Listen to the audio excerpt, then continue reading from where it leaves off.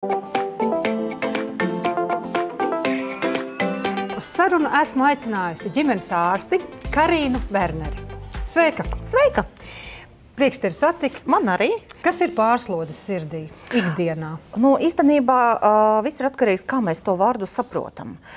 Ja mēs sēžam, neko nedaram, visu laiku, ja tāds pasīvais dzīves veids, ja, tā arī zināmā mērā pārslodzes sirdī. Jūs iedomājaties, jūs visu mūžu, ja šitā te iet, ne visu mūžu, bet, teiksim tā, entus mēnešus tādā stāvokli pavadījāt laiku.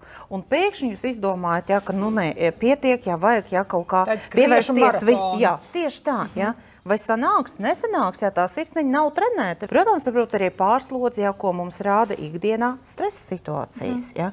Protams, ja, varbūt arī pārslodze, ja cilvēkam ir kaut kādas iekšķīgas saslimšanas, ja, kas var sekundāri ietekmēt sirds veselību. Ģenētiskie faktori, ja, kaut kādas vīrusālas saslimšanas, ja, kas arī var ietekmēt un veicināt sirdī pārslodzes. Metaboliskie procesi, vielmaiņas traucējumi, tie faktori, kas var izraisīt pārslodzes sirdī, ļoti daudz, ja, un te nebūtu arī nav jābūt, ja, tikai fiziskām pārslodzēm.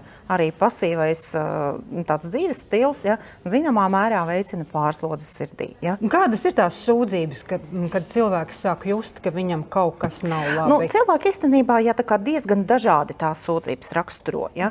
Vienam cilvēkam liekas, ka viņiem pietrūks gaisa, ja, darot, ja, ikdienas teiksim, tā, aktivitātes.